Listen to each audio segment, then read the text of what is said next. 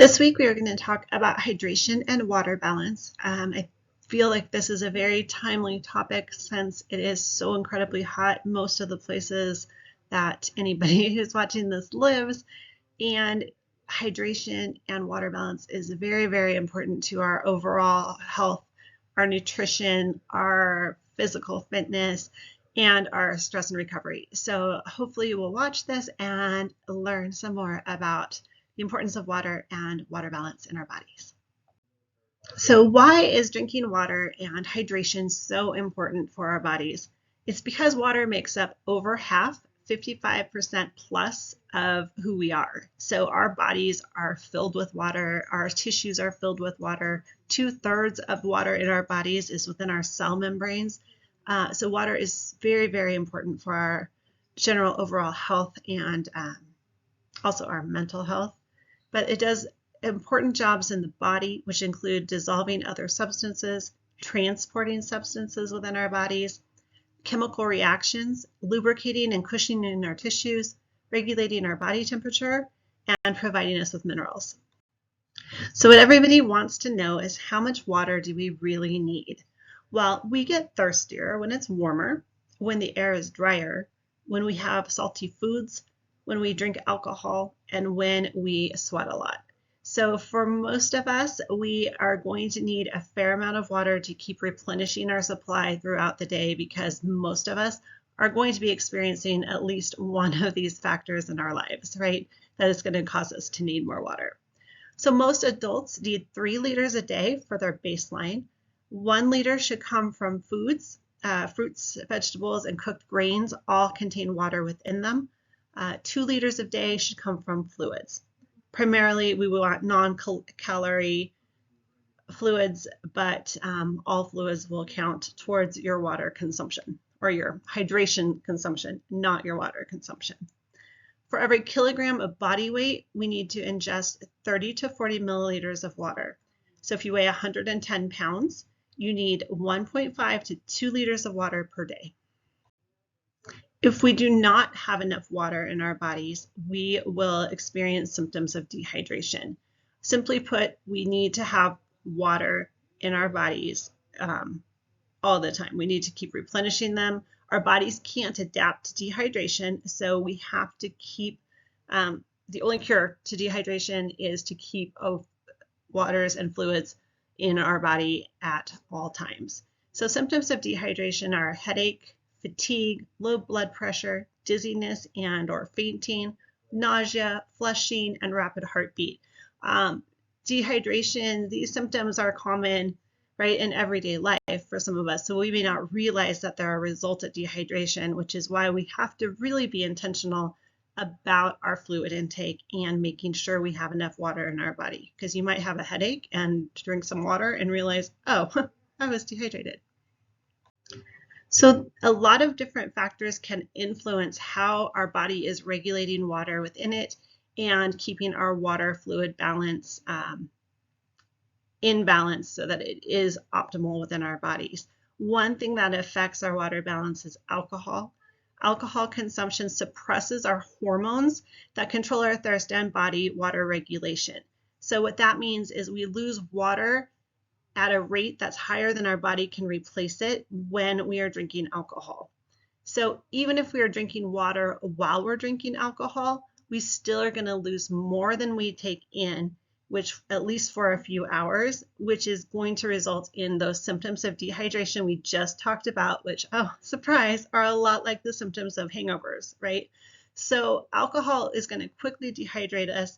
It does that. That's why alcohol makes us have hangovers and makes us feel so crappy the next day, is because it suppresses our hormones that deal with our thirst and makes it so that we are eliminating water more quickly, but we can't get it back in because our body is just going to keep depleting us from the water and fluids in our system quicker than we can get them in when we are consuming a lot of alcohol. Well, any alcohol, but especially a lot of alcohol. Another factor can be caffeine use. We're going to bust a myth here today. Caffeine does not dehydrate most people.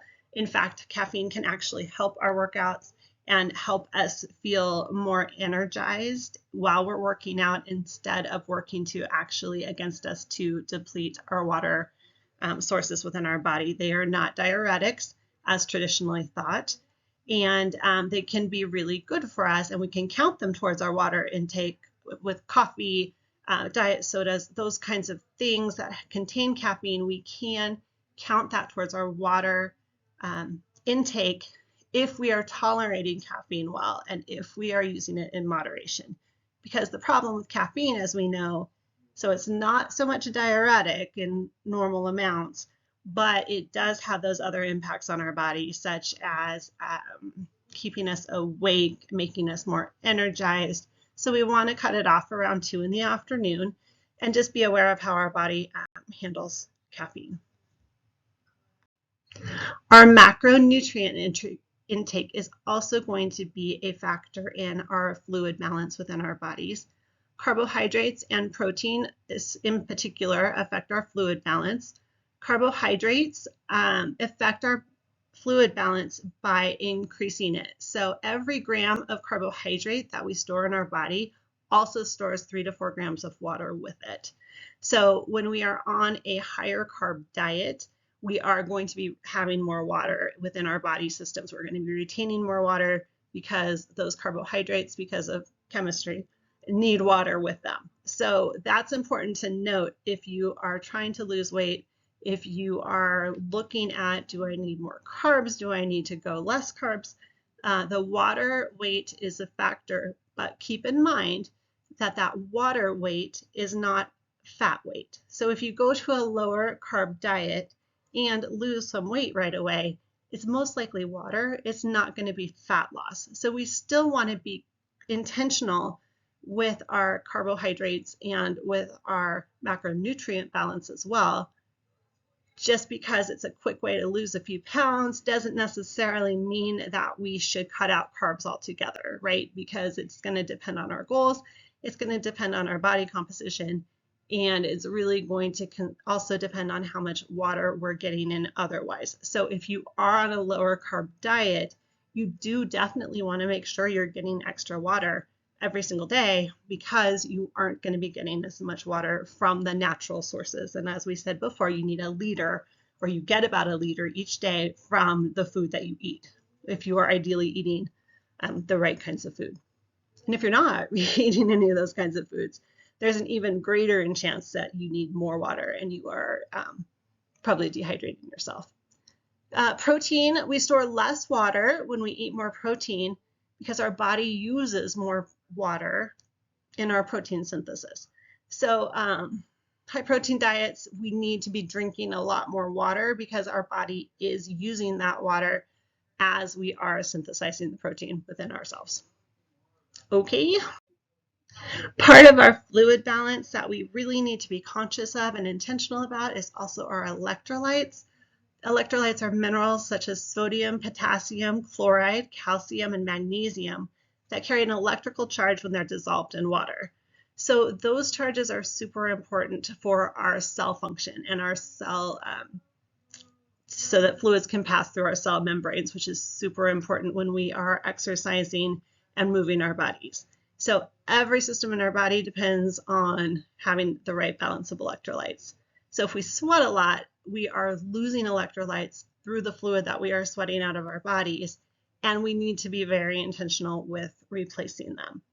Electrolyte replacement needs to be found in liquid form during exercise. Otherwise, our bodies won't be able to digest them as easily. So when we are exercising, we want to make sure that we are adding some electrolytes back into our bodies, into our fluids. Those can be in supplement form, but it can also be just as simple as putting a little bit of salt into your water. So there's lots of ways to do that, which we can talk about. If you are a person who is more active and is looking to really make sure that you are getting enough electrolytes back into your body, we can talk about that, offline in coaching sessions, because we want to make sure, again, that we are getting enough whole foods in our diet, that we are getting these nutrients into our bodies so that we can keep our body functioning at optimal levels. So how can we drink more water? A lot of people really don't like drinking water, have a hard time doing it. So one tip is to just drink a big glass of water, bottle of water, first thing when you wake up in the morning. You want to drink water all day if it's with a way that you can track what you're drinking each day. So for example, I use these. This is 2 liters. These are from Costco. They track your balance on this side, the amounts, and then they give you like time frames here. So these are great. I have one at work, I have one at home. But any kind of thing where you actually know how much water the container or how much it can hold, the container can hold. So for example, like a water bottle that you know is 40 ounces or a water bottle that you know is 20 ounces. You can track that a lot better than just randomly drinking water from glasses all day. So we want to, like I said, we want to be intentional about our water intake. First thing we wake up, we want to drink an additional ½ liter to liter for every hour of physical activity we have. We want to drink more water when it's hot, we've talked about. Another good tip is to have a glass of water with each meal that you eat during the day. Drink more water than you want to when you are feeling thirsty. So just have another swig of water, just an extra swig of water every time you take a swig out of your water jug. And then add fruit and cucumbers to your water if you really just can't stand it. I'm more of a fan of adding natural fresh fruits and vegetables into your water than buying any kind of supplement at the store that you can throw in. Again, if you've looked at my other videos, you know that I talk about added sugars. We want to watch for artificial sweeteners. We want to watch for artificial flavorings, artificial colorings, all those things when we are looking at those little packets that we add to our waters. And then if you are adding those, pay attention and just do them in moderation. Try to, if you have one bottle of water that you added something to, have one that you don't. I think that's a good rule to go by.